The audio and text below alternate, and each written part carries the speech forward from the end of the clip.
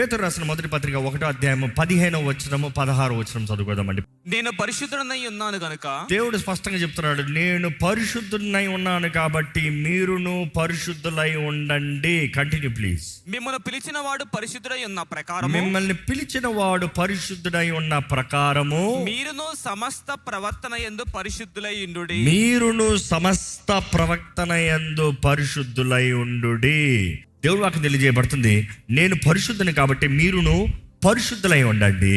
కానీ రెండో మాటలు చూస్తే మీ క్రియల యందు, మీ జీవిత విధానములో, మీరు బ్రతికే విధానములో, మీ బ్రతుకులో మీరు పరిశుద్ధతని కనబరచండి. మిమ్మల్ని అడుగుతున్నాను, మీ జీవితంలో పరిశుద్ధతని కనబరుస్తున్నారా? Is holiness manifested through your life. ఎలాగా? మీరు మాట్లాడే విధానం, మీరు ప్రవర్తించే విధానము, మీరు జీవించే విధానము, the things that you do, the way you live, you are set apart. పరిశుద్ధతకి ఇంకొక మాట చూస్తే, అసలే ఓల్డ్ హీబ్రూలో చూస్తే కాబోత్ అన్న మాట చూస్తాం. ఇదే గ్రీక్లో చూసినప్పుడు నూతన నిబంధన అంతా గ్రీక్లో రాయబడింది, ఓల్డ్ టెస్ట్మెంట్ పాత నిబంధన అంతా హీబ్రూలో రాయబడింది. కాబోత్ అన్న మాట ఓల్డ్ టెస్ట్మెంట్, గ్రీక్ మాటలో చూసినప్పుడు హగియోస్ అన్న మాట గ్రీక్లో చూస్తాం. సో ఈ మాటకు అర్థం ఏంటి అని చూసినప్పుడు, ప్రత్యేకించబడతాం, సపరేట్ చేయబడతాం. There is none like our God అన్నదప్పుడు హీఈస్ హోలీ అంటాం. దేవునికి సాటి ఎవరు లేరు, దేవుడికి లాగా ఎవరు లేరు, నిన్ను పోలి వంటి వారు ఎవరూ లేరు అంటాం. అంటే he is holy, he is set apart. దేవుడు అంటాడు, నేను పరిశుద్ధుని కాబట్టి మీరును పరిశుద్ధులై ఉండాలంటే మీరు కూడా ఈ లోకం నుండి వేరుపరచబడిన వారు, మీరు ప్రత్యేకమైన వారిగా బ్రతకాలి. ఒక రీతికి మిమ్మల్ని సపరేట్ చేశాడు. రాజులైన యాజక వంశంగా ఏర్పరచబడిన వంశమై అంధకార ప్రజల్ని వెలుగు సంబంధాలుగా మార్చాడంట. అంధకారం నుండి, చీకటి నుండి వెలుగులోకి తీసుకొచ్చాడంట. దానికి తగినట్టుగా మనం బ్రతకాలనేది దేవుడు నాకు తెలియజేస్తుంది. As I am holy, be holy. It is a commandment, it's not a choice. దేవుడు ఆజ్ఞాపిస్తున్నాడు. నీకు అనుగ్రహించబడింది నీతి అనే వస్త్రం, రక్షణ అనే వస్త్రం, దేవుని పరిశుద్ధత. నీకు అనుగ్రహించబడిన వస్త్రాన్ని, ఈ తెల్లని చొక్కాన్ని భద్రంగా కాపాడుకోవాలి. నేను ఎక్కడ పడితే అక్కడ దొరలకూడదు, ఏది పడితే అది ముట్టకూడదు, ఏది పడితే అక్కడ అంటించుకోకూడదు, మురికి చేతులు నా మీద పెట్టనకూడదు. You have to be careful. ఎందుకంటే దేవుడు అంటున్నాడు, నేను పరిశుద్ధుని కాబట్టి మీరు పరిశుద్ధులై ఉండండి. ఇదిగో నేను నీకు ఇచ్చిన పరిశుద్ధతను కాపాడుకో. మిమ్మల్ని అడుగుతున్నానండి, ఎంతమంది పరిశుద్ధమైన జీవితాలని కలిగి ఉన్నారు? ఈరోజు దేవుడి వాక్యంలో మనల్ని మనం పరీక్షించుకుంటూ, పరిశీలన చేసుకుంటూ చూద్దాము. ఎందుకంటే ఈ పరిశుద్ధం అన్న మాట ఇంచుమించు బైబిల్లో 500 సార్లు రాయబడింది. 500 సార్లు మనం పరిశుద్ధత గురించి, పరిశుద్ధులైన దేవుడిని ఆరాధిస్తున్నామని దాన్ని బట్టి పరిశుద్ధంగా బ్రతకాలని, పరిశుద్ధము మన క్రియల రూపంలో చూపించాలంట. ఎక్కడ 17వ వచనం చదువుతామండి. అక్కడ పక్షపాతము లేకుండా క్రియలను బట్టి ప్రతి వారిని తీర్పు తీర్చువాడు తండ్రి అని. ఏంటంట? క్రియల బట్టి తీర్పు తీరుస్తాడంట. నువ్వు చేసే పనులు బట్టి తండ్రి తీర్పు తీరుస్తాడంట. పక్షపాతం ఉండదంట. There is no difference. దేవుడు ప్రతి ఒక్కరిని తీర్పు తీరుస్తాడంట. మనం బ్రతికే విధానం, జీవించే విధానం, చూసే విధానం, మాట్లాడే విధానం, జరిగించే ప్రతి దాన్ని బట్టి తీర్పు తీరుస్తాడంట. అది పరిశుద్ధంగా ఉండాలని దేవుడు నాకు తెలియజేస్తుంది. You better be careful, you have to live holy. దేవుడు నాకు చూస్తానండి. పేతురు రాసిన మొదటి పత్రిక 2వ అధ్యాయం 12వ వచనం. అన్యజనులు మిమ్మల్ని ఏ విషయంలో దుర్మార్గులను దూషింతురో ఆ విషయంలో వారు మీ సత్క్రియలను చూచి, ఆ విషయంలో ఏంటంట? మీ సత్క్రియలు చూడాలంట. వారు మీ సత్క్రియలు చూడాలంట. Your good deeds. సత్క్రియలు అన్నప్పుడు నువ్వు చేసే పనులు, నీ జీవిత విధానం, నువ్వు జరిగించే కార్యాలు అన్యజనులు చూడాలి. భక్తులు కాదు, ఆలయంలో కాదు, అన్యజనులు బయట లోకంలో చూడాలి. నీ ఇంటి లోపల రహస్యంగా నువ్వు ప్రార్థన చేసి గొప్ప కార్యాలు కాదు చెప్పేది. నీ బ్రతికే విధానాన్ని అన్యులు చూసి ఎవరిని మహిమపరచాలంటే చదవండి. వాటిని బట్టి దర్శన దినమున దేవుని మహిమపరచునట్లు వారి మధ్యన మంచి ప్రవర్తన గలవారై ఉండవలెనని. అంటే ఏమని చెప్తున్నాడు?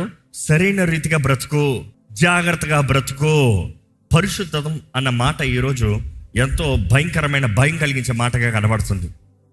పరిశుద్ధంగా బ్రతకాలంటే అయ్యో నా వలన చేతనే కాదు, నా వలన కుదరదు. ఒక మాట అడుగుతానండి, దేవుడు ఎప్పుడన్నా మానవుణ్ణి చేయలేనిది అడుగుతాడా? చేయలేనిది చెప్తాడా? ఈరోజు చేయలేనిది దేవుడు నీకు చెప్తలే, నువ్వు చేయగలిగిందే చెప్తున్నాడు. నువ్వు చేయకపోతాము, నీ మానవ స్వభావం పడిపోయిన స్వభావం. కానీ దేవుడు నీ అంతటి నిన్ను చేయమంటలేదు, ఆయన ఆత్మ సహాయాన్ని ఇచ్చి చేయమంటున్నాడు. నీ శక్తి ద్వారంగా చేయలేవని దేవుడే చెప్తున్నాడు. నీ నీతి క్రియలు మురికి కొట్టాలని దేవుడు చెప్తున్నాడు. కానీ అదే సమయంలో చెప్తున్నాడు, నువ్వు పరిశుద్ధంగా బ్రతకాలి, ఆయన ఆత్మ సహాయం ద్వారంగా బ్రతకాలి. కానీ పరిశుద్ధంగా బ్రతకాలనేది నీ మైండ్లో అవేర్నెస్ ఉండాలి, ఆ సెన్సిటివిటీ ఉండాలి. నేను పరిశుద్ధంగా ఉండాలి, నేను ప్రత్యేకించబడిన వ్యక్తిగా ఉండాలి, నా జీవితం దేవునికి అంగీకారంగా ఉండాలి. ఎక్కడ దేవుని వాక్యలో చూస్తానండి, ఎక్కడ 1 పేతురు 14 చదువుదామా, 1:14.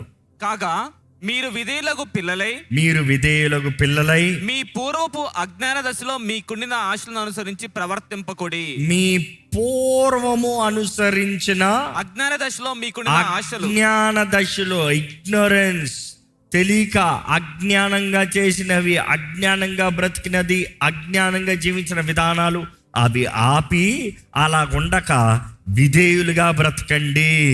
విధేయులుగా బ్రతుకుతామంటే ఎలాగా? క్రీస్తు ఎలాగ బ్రతుకోడా అలాగా. విధేయులుగా బ్రతుకుతామంటే ఏంటి? దేవుడు కోరేది ఏంటో చెప్పింది ఏదో చేస్తాం. ఈరోజు ఏంటి దేవుడు చెప్పేదాన్ని వాక్యంలో ప్రతిదీ చెప్తూనే ఉన్నాడు. ఉదాహరణకి పేతురు రాసిన 1 పత్రిక 4:1-3 చదువుదామా. క్రీస్తు శరీరమందు శ్రమపడిన గనుక. క్రీస్తు శరీరమందు ఏం చేశాడంట? ఈరోజు చాలా మంది అంటారు, క్రీస్తు శ్రమ పడ్డాడు కాబట్టి ఇంకా నాకు ఏమీ లేదు, ఏమీ అక్కర్లేదు. హలో, నీ అపరాధముల నిమిత్తమై, నీ దోషముల నిమిత్తమై ఆయన నలగొట్టబడ్డాడు, వెర్రగొట్టబడ్డాడు. కానీ ఇంకా ఆ శిక్ష నీ మీద రావాల్సిన అవసరం లేదు నువ్వు క్రీస్తుని అంగీకరించిన తర్వాత. కానీ శ్రమలు అనేవి మాత్రం ప్రతి క్రైస్తవుడికి ఉంటాయి. శ్రమలు లేని భక్తి చెల్లదండి. నీవు భక్తిలో ఉన్నావంటే, నువ్వు విశ్వాసిగా ఉన్నావంటే, నీ జీవితంలో విశ్వాసం కనబరచబడుతుందంటే శ్రమలు ఉంటాయి. శ్రమలు నిన్ను బలవంతుడిగా మారుస్తానికి, శ్రమలు నీ జీవితంలో మేలు చేస్తానికి, శ్రమలు నిన్ను కడతానికి, శ్రమలు నిన్ను వర్ధలింపజేస్తానికి. శ్రమలు మన జీవితంలో దేవుడు చెక్కుతాం. అనేక సార్లు దేవుడు చెప్తానే కానీ మన జీవితంలో అధికంగా ఫలిస్తాం అవకాశం లేదు. మనం చూస్తే ద్రాక్ష తోటలో దేవుడు అంటాడు, యోహాను 15లో చూస్తాను, నేను ద్రాక్షవల్లిని, I am the greater vine, you are the branches. తండ్రి ఎవరంట? తోటమాలంట. ఆయన చెక్కుతాడంట. చెక్కుతేది ఏంటి? నువ్వు అధికంగా చిగురించాలని, అధికంగా ఫలించాలని. చెక్కిన కొమ్మ అయితే అధికంగా ఫలిస్తుంది. చెక్కిన స్థలం అయితే పెద్ద ఫలములు ఉంటాయి, ఘనంగా ఉంటాయి. చెక్కడదైతే ఫలం ఉండదు, ఎదుగుదల ఉండదు, చిన్న చిన్నగా ఉంటాయి, కొంచెం కొంచెంగా ఉంటాయి. దేవుడు అంటాడు, నువ్వు అధికంగా ఫలించాలి, నువ్వు బహుగా ఫలించాలి, నీ జీవితంలో ఘనమైన కార్యాలు చూడాలి. అదే రీతిగా ఆ ద్రాక్ష తోటలో చూసినప్పుడు కూడా వారు సపరేట్ చేసినప్పుడు ఎక్కడైతే చెక్కుతారో అక్కడ పచ్చదనం కనబడుతుంది. ఎందుకంటే there is life when you cut. అది చెక్కలేదు అనుకో, ఎండిపోతాయి, ఎదుగుదల ఎక్కువ ఉండదు. దేవుడు కూడా మనకి శ్రమలను అనుగ్రహిస్తాము మనము వర్ధిల్లాలని. దేవుడు మనకి శ్రమలు అనుగ్రహిస్తాం మనల్ని చంపేస్తానికి కాదు. కొంతమంది ప్రార్థన చేస్తారు, దేవా నన్ను ఎందుకు దేవా చంపేస్తావు, దేవా నాకు ఎందుకు దేవా ఈ కష్టమో, దేవా నాకు ఎందుకు దేవా ఈ బాధ. ఎందుకు అని అడగొద్దు, ఏం చేయబోతున్నావు అని అడుగు. ఎందుకు అని అడిగావు అనుకో, ఎందుకు నాకు ఇది అంటే ఎప్పటికీ అర్థం కాదు. దేవా నీ చిత్తం అని చెప్పు, ఇంకా బెటర్. నువ్వేం చేయబోతున్నావు అంటే తెలుసుకో ఆయన చిత్తాన్ని. ఆయన చిత్తాన్ని వెతుకుతా, ఆయన చిత్తాన్ని తెలియజేస్తాడు. ఆ చిత్తం తెలుసుకుంటాంతో నీ జీవితంలో విలువ ఉంటుంది. మిమ్మల్ని అడుగుతానండి, do you have value in life? Do you have purpose in life? Do you have vision in life? Do you have achievements in life? ఒక పట్టుదల ఉందా? ఇదిగో 15 సంవత్సరాలుగా పనిచేస్తున్నావు, ఎంత ఎదుగుదల ఉంది? ఇదిగో చదువుతూనే ఉన్నావు, ఎంత సాధించావు? ఏముంది? ఈరోజు చూడండి, ఏదో పెద్ద చదివేస్తారు, ఏం చేస్తారు? ఉద్యోగం 5 సంవత్సరాల నుండి ఉద్యోగం ఎదుగుతున్నాడు అది ఒక సోదరుడు. ఎంటెక్ చదువుతాడు 5 సంవత్సరాలు. What is life? Where is time? జీవితం గతించిపోతుంది, కాలం గతించిపోతుంది. పెళ్లి చేసుకోయ్యా, ఉద్యోగం దొరికితే పెళ్లి చేసుకుంటా. ఇంకా నువ్వు ఎప్పుడు ఉద్యోగం సంపాదిస్తావు, ఎప్పుడు పిల్లలు పెళ్లి చేసుకుంటావు, ఎప్పుడు పిల్లలు కంటావు, ఎప్పుడు కుటుంబాలను నాటపడతావు, ఎప్పుడు ఎదుగుతావు? Everything stay back. ప్రార్థన చేయండి, దేవుడు కార్యం చేయాలి. దేవుడు ఎప్పుడు కార్యము చేస్తూనే ఉంటాడు. నువ్వు అడుగు తెస్తే చాలు. నువ్వు అడుగు తీయకుండా దేవుడు ఏ కార్యము చేయలేడు. నువ్వు అడుగు తీయకుండా దేవుడు నీ కొరకు ఏది చేయలేదండి. ఎర్ర సముద్రం పాయలు చేయగలుగుతాడేమో, ఎర్ర సముద్రంలో దాటిపోవాల్సిన నువ్వే. ఈ మాట మరల చెప్తూనే వస్తున్నాం ప్రతి వారం. ఎందుకంటే మన జీవితంలో దేవుడు ఎన్ని గొప్ప కార్యాలు చేసినా నీలో విశ్వాసము అధికమవ్వాలని ఆశపడుతున్నాడు దేవుడు. నీలో విశ్వాసం లేకపోతే ఏమీ లేదు. ఆవగింజంత విశ్వాసము, కొండ చెప్పు, వేరులు చెప్పు, చెట్టుని ఏదైనా జరుగుతుంది. నీలో విశ్వాసం లేకపోతే ఏ గొప్పది ఏంటి, ఏ అల్పం కూడా జరగదు. దేవుని అక్కడ చూస్తే ఎక్కడ క్రీస్తు శరీరంలో శ్రమ పడ్డాడంట. కాబట్టి కంటిన్యూ చేయండి ప్లీజ్. కనుక మీరును అట్టి మనసును ఆయుధముగా ధరించుకొనుడి. మీరును అట్టి మనస్సును ఆయుధంగా ధరించుకున్నది. శరీర విషయంలో శ్రమపడిన వాడు, శరీర విషయంలో శ్రమ పడినవాడు, శరీరమందు జీవించు మిగిలిన కాలము ఇక మీదట మనుజాసులను అనుసరించి నడుచుకొనక. ఏంటంట? నువ్వు శ్రమ పడాలి. ఏంటి ఆ శ్రమ? నువ్వు శరీరంలో నువ్వు కూడా శ్రమ పడతావు, నేర్చుకో. ఏంటి ఆ శ్రమ? మీరు చెప్పండి, ఏ శ్రమ?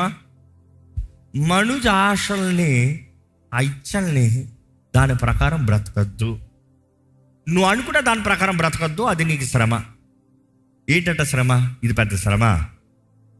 నువ్వు అనుకుంటే చెయ్యొద్దు, నువ్వు అనుకున్నట్టు తిట్టద్దు, నువ్వు అనుకున్నట్టు కొట్టద్దు, నువ్వు అనుకున్నట్టు బ్రతకొద్దు. వాక్యం తగినట్టుగా బ్రతుకు. ఇది పెద్ద శ్రమ. ఈరోజు మనుషుడికి అంటున్నాడు, నాకు ఎంతో శ్రమలో, నీ కంగారుపాటు పనులు, నీకు అక్కరలేని పనులు, నువ్వు అజాగ్రత్తగా చేసిన కార్యాలను బట్టే కదా నీకు శ్రమలో. దేవుడు అంటున్నాడు, అలాగ చేయొద్దురా బాబు, నా వాక్యం తగినట్టుగా బ్రతుకురా. ఎక్కడ చదవండి, ఆ మాట కంటిన్యూ సాగించండి. ఇక మీదట మనుజాసులను అనుసరించి నడుచుకొనక దేవుని ఇష్టానుసారంగానే నడుచుకున్నట్లు, దేవుని ఇష్టానుసారంగా నడుచుకొనుచు పాపముతో జోలి ఇక ఏమీ లేక ఉండును. పాపముతో ఇంకా ఏ జోలి పెట్టుకోద్దురా బాబు. ఏంటి ఆ జోలి? చూడండి, మరి మనము పోకిరి చేష్టలు, పోకిరి చేష్టలు, దురాశలు, మద్యపానము, అల్లరితో కూడిన ఆటపాటలు, త్రాగుపోతుల విందులు, చేయదగని విగ్రహ పూజలు మొదలైన వాటి యందు నడుచుకొనుచు అన్ని జనుల ఇష్టము నెరవేర్చుచున్నట్టుకు గతించిన కాలమే చాలును. ఏంటంట? ఎవరి ఇష్టమంట? అన్ని జనుల ఇష్టం. ఎవరి ఇష్టం అంట? మీరు చెప్పండి. మీరు ఎవరి ఇష్టాన్ని నెరవేరుస్తున్నారు? కాదు, నిజంగా అడుగుతున్నా, మీరు ఎవరి ఇష్టాన్ని నెరవేరుస్తున్నారు? వారు ఎవరో పిలుస్తారు, వాళ్ళు ఏమనుకుంటారో అండి. వాళ్ళు ఏమనుకుంటారో ముఖ్యమా? దేవుడు ఏమనుకుంటారో ముఖ్యమా? అయ్యో మా బాస్ ఏమనుకుంటారో అనండి. పార్టీకి ఇన్వైట్ చేశారు, తాగుబోతుల పార్టీకి. అందరూ ఉన్నారండి. పాపం నేను లేకపోతే నన్ను ఒకలాగా అనుకుంటారు. ఒకలాగా దేవుడు అనుకోదా? అరే, దేవుడి చేతుల్లో పడతాం బహు భయంకరం రా అంటే నువ్వు మనుషుడేమనుకుంటాడే అనుకుంటున్నావు. ఇంకా దేవుడు ఎక్కడ నిన్ను రక్షిస్తాడు? దేవుడు ఎక్కడ కార్యం జరిగిస్తాడు? దేవుడికి, నామానికి నీ ద్వారంగా ఎలాగ ఘనత వస్తుంది? Where is your stand? అయ్యా, నేను క్రైస్తవున్నయ్యా, అలాంటి చేయనయ్యా. నా వాక్యానికి విరోధమైందయ్యా, నేను అలా చేయనయ్యా. నేను నమ్ముతున్న దేవుడికి విరోధమైందయ్యా, నేను అలా బ్రతకలేనయ్యా. నన్ను క్షమించండి అయ్యా, నేను రాలేనయ్యా. చెప్పలేవా? కనీసం నిలబట్టన వారు ఒక తలంపు ఆలోచిస్తానికి అవకాశం ఉండదా? How much faith do you have to testify Jesus Christ? ప్రతి దినములో క్రీస్తుని కనబరుస్తానికి. You are a people pleaser than a god pleaser. దేవుడు నీ జీవితంలో కార్యం చేయలేకపోతున్నాడు. కారణం ఏంటంటే నీకు దేవుని కొరకు నిలబడాలని ఆశ లేదు, ఎదుగుదల లేదు జీవితంలో. అందుకని అంచివేయబడిన జీవితం, ఎదుగుదల లేని జీవితం. తిరిగి చూడు, ఎంత కాలం, ఎంత సమయం, ఎంత కృప, ఎన్ని అవకాశాలు, ఎన్ని తరుణాలు దేవుడు అనుగ్రహిస్తూ వచ్చాడు నీ జీవితంలో. ఎంత ఎదుగుదల ఉంది, ఎంత దీవెన ఉంది, ఎంత మేలు అనుభవిస్తున్నావు, ఎంత దేవుని హస్తాన్ని చూస్తున్నావు, ఎన్ని గొప్ప కార్యాలు, సాక్ష్యాలు నువ్వు చెప్పగలుగుతావు. నువ్వు అంటున్నావు, దేవుడేడి? దేవుడు అంటే నాకు ఎందుకు ఇది జరగాలే? లేదు, దేవుడు ఉన్నాడు. దేవుడు చూస్తూనే ఉన్నాడు. నువ్వు ఇంకా బ్రతుకున్నావు అంటే ఆయన కృపను బట్టే. కానీ నీ అజాగ్రత్త, నీ నిర్లక్ష్యత, నీ స్వార్థము, నీ అహము, నీ గర్వాన్ని బట్టి దేవుని కార్యాలు రుచి చూడలేకపోతున్నావు. దేవుని వాక్యలో చూస్తానండి, మనం చంపాలంట. We have to kill, we have to put to death. యేసు ప్రభు అంటాడు, నీ చెయ్యి పాపం చేస్తుందా?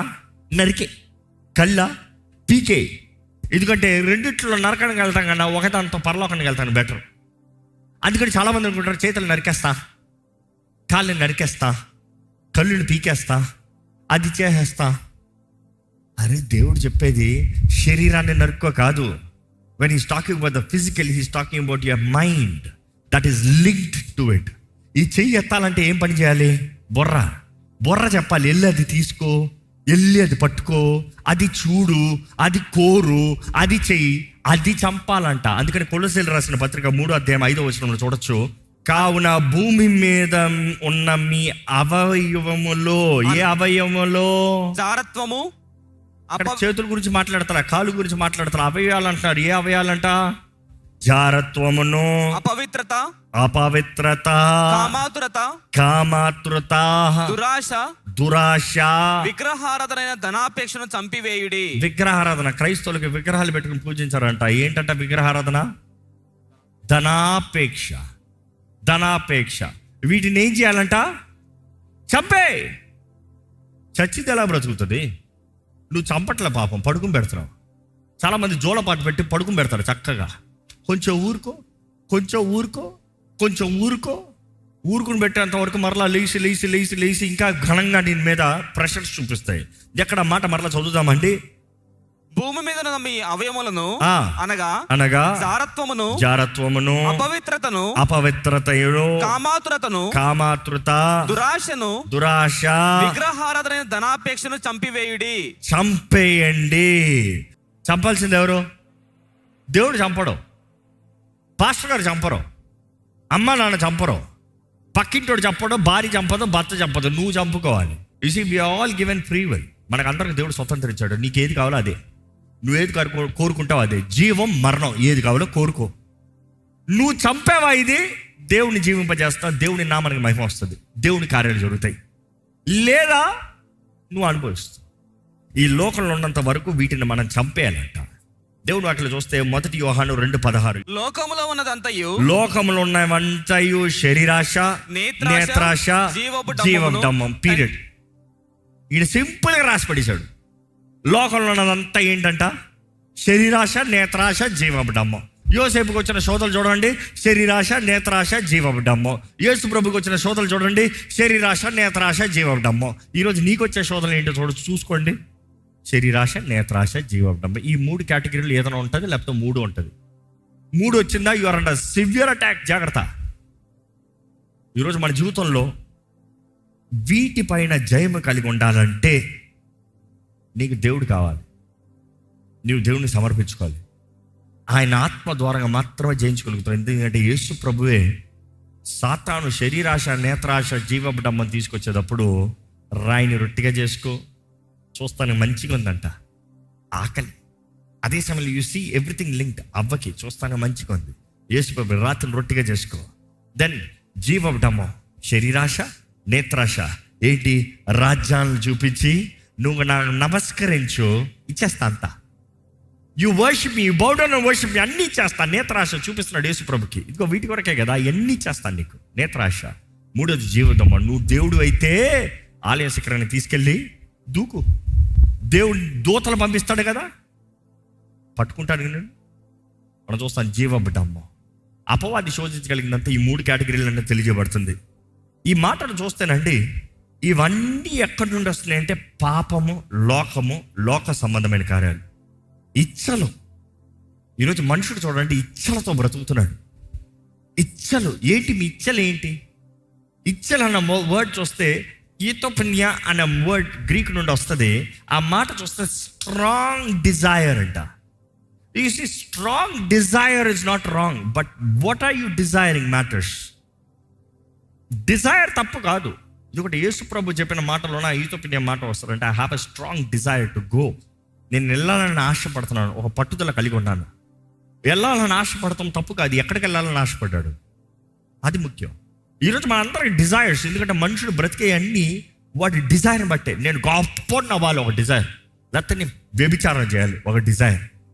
ఇట్ మ్యాటర్స్ ఏ డిజైర్ కలిగి ఉన్నావు.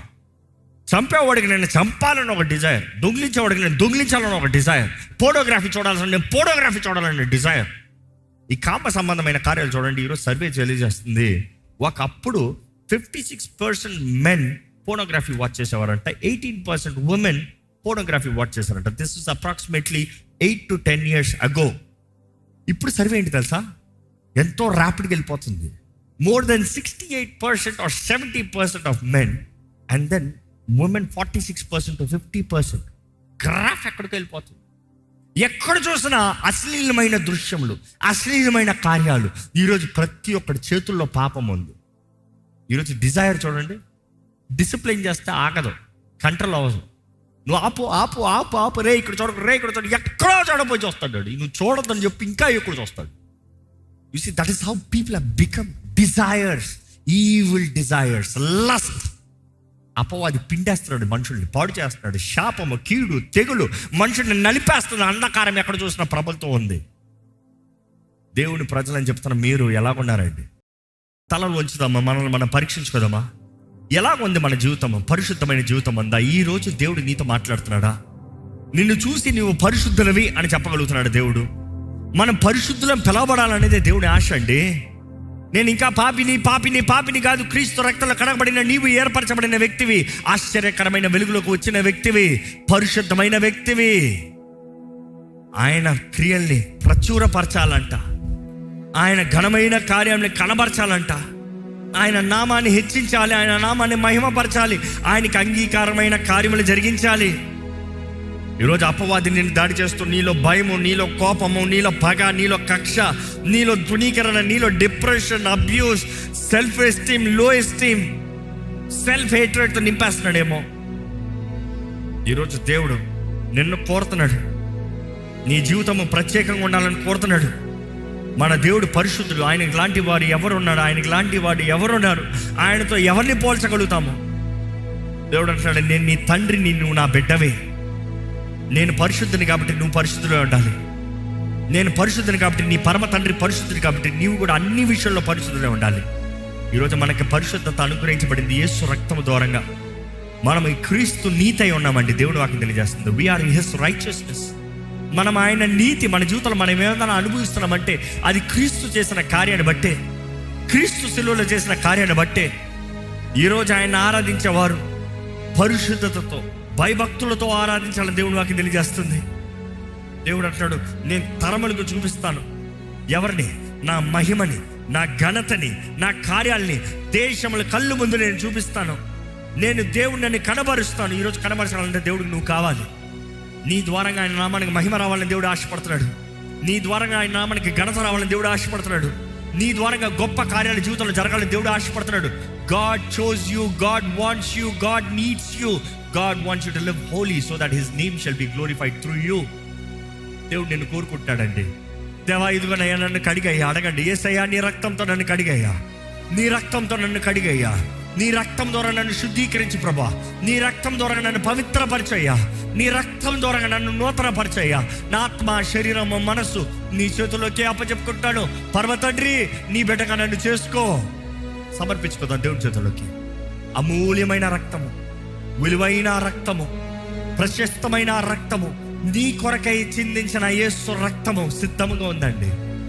ఈరోజు నువ్వు పరిశుద్ధమైన వ్యక్తిగా బ్రతకాలని Ask God, make me clean, make me holy, make me pure, renew me, Lord. పరిశుద్ధ ప్రేమ తండ్రి, ఇదిగోనయ్యా నీ ముందు తగ్గించుకుని వస్తున్నామయ్యా, నీ సహాయాన్ని వేడుకుంటూ వస్తున్నామయ్యా. నీవే మా దిక్కు, నీవే మా ఆధారము, నీవే మా నీతివి, నీవే మా సర్వాన్ని మేము ప్రకటిస్తున్నామయ్యా. ఈరోజు నీ సన్నిధిలో ఉన్న ప్రతి ఒక్కరిని చూడు, ప్రతి కుటుంబాన్ని చూడు, ప్రతి ఒక్క వ్యక్తిని చూడు. ఇక్కడ ఉన్న యవనస్తులను చూడు, వివాహమైన వారిని చూడు, ఉద్యోగాలు చేస్తున్న వారు, వ్యాపారాలు చేస్తున్న వారు, చదువుతున్న వారు, చిన్న ఏంటి పెద్ద ఏంటి, ప్రతి ఒక్కరు నీ ముందు నువ్వు చూస్తున్నావు ప్రభా. నువ్వు మా దేవుడు అయి ఉండాలని, మేము నీ కుమారులు కుమార్తెలై ఉండాలని నువ్వు ఆశపడుతున్నావయ్యా. దేవా, మేము పరిశుద్ధంగా ఉండాలని నువ్వు కోరుతున్నావు. నువ్వు పరిశుద్ధుడు కాబట్టి మేము పరిశుద్ధులై ఉండాలి, ఏర్పరచబడిన వారు ఉండాలి. లోకంతో, లోకపు కార్యాలతో, పాపపు సంబంధమైన క్రియలతో మేము కలవకూడదని నీ వాక్యం తెలియజేస్తుందని నువ్వు తెలియజేస్తున్నావయ్యా. ఇదిగోనయ్యా, ఈరోజు మమ్మల్ని అందరినీ మరొకసారి కడగమని వేడుకుంటున్నాను. జీవితము నువ్వు అనుగ్రహించిన బహుమానము, సమయము నువ్వు అనుగ్రహించిన కృప, ఇదిగో అయ్యా ప్రతి దినము నీవు అనుగ్రహిస్తున్న ఈ కృప సమయములో, ఈ కృపా కాలములో మేము సరిగా బ్రతుకుతానికి, మేము చేయవలసింది చేస్తానికి, నిన్ను కనపరచువారుగా, నిన్ను కనపరిచే జీవితాలు కలిగినవారుగా, మా జీవితాల ద్వారా నీకు మహిమ వచ్చినట్లుగా జీవిస్తానికి సహాయం చేయి. ఇదిగో ప్రభా, ఇక్కడ ఉన్న ప్రతి ఒక్కరిని చూడయ్యా, ఈ లైవ్లో వీక్షిస్తున్న ప్రతి ఒక్కరు చూడయ్యా. ప్రతి ఒక్కరు హృదయంలో తలంపులు అన్నీ ఎరిగిన దేవా, ప్రతి ఒక్కరిని ముట్టు, ప్రతి ఒక్కరితో మాట్లాడు, ప్రతి ఒక్కరు స్పందించు, ప్రతి ఒక్కరు నీ ఆత్మ కార్యము జరిగించు తండ్రి. ప్రభా, నీకు అసాధ్యమైంది ఏది లేదయ్యా. నువ్వు ఆది నుండి అంతం ఎరిగిన దేవుడు, నువ్వు ముందుగానే అన్ని జ్ఞానం, సర్వజ్ఞానివయ్యా నువ్వు. అయ్యా, మా జీవితాల్లో మేలు జరగాలని వేడుకుంటున్నామయ్యా. మా జీవితాలను సమర్పించుకుంటున్నాం ప్రభా. ఇప్పటికే నీ ముందు తప్పు చేసిన వారు ఎంతోమంది ఇక్కడ ఉన్నారు, కానీ ప్రభా నీ కృపని ఈరోజు మాకు అనుగ్రహిస్తున్నావు, తెలియజేస్తున్నాం. మరొక అవకాశాన్ని ఇచ్చి జీవితాన్ని చక్కబెట్టే దేవుడు, సరిదిద్దే దేవుడు, నూతన అవకాశాలు ఇచ్చే దేవుడు. ఇదిగో ప్రభా, మా జీవితంలో నీ కార్యాన్ని జరిగించమని వేడుకుంటాం. కీడు నుండి మమ్మల్ని తప్పించు, వ్యర్థమైన వ్యక్తుల నుండి మమ్మల్ని తప్పించు, వ్యర్థమైన కార్యాల నుండి మమ్మల్ని తప్పించు. దేవా, మా శరీరం నుండి మమ్మల్ని విడిపించగలిగిన దేవుడు నీవేనయ్యా. మా శరీరాన్ని చంపేవారుగా, శరీర సంబంధమైన క్రియల్ని చంపేవారుగా అయ్యా నీ ఆత్మ శక్తిని మాకు దయచేయమని విడుకుంటున్నామయ్యా. మా అంతటా మేము చేయలేమయ్యా, మాకు నీ ఆత్మ సహాయం కావాలి ప్రభా.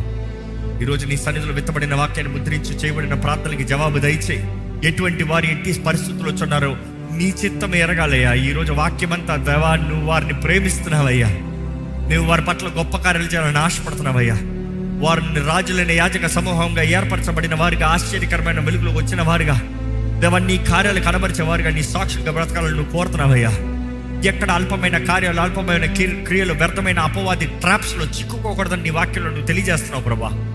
దేవా, ఈ రోజు నీ ప్రజలు నువ్వు ఆహ్వానిస్తున్నావు, నీ చేతులు చాచించావు, నీ ప్రేమ కలిగిన హస్తంలోకి నువ్వు చేర్చుకోవడానికి ఆశపడుతున్నావు. ఇక్కడ ఉన్న ప్రతి ఒక్కరి నీ స్వరాన్ని విన్న ప్రతి ఒక్కరు, నీ ఆత్మ ప్రేరేపణ కలిగిన ప్రతి ఒక్కరు వారి జీవితాలు సమర్పించుకుని పరిశుద్ధమైన ప్రజలుగా నీ కొరకు జీవించే భాగ్యాన్ని దయచేయమని అడుగుంటూ, విత్తన వాక్యాన్ని ముద్రించి ఫలింపజేయమని వేడుకుంటున్నా. సరే, యేసు నామములో అడిగి విడుచున్నాం తండ్రి, ఆమేన్.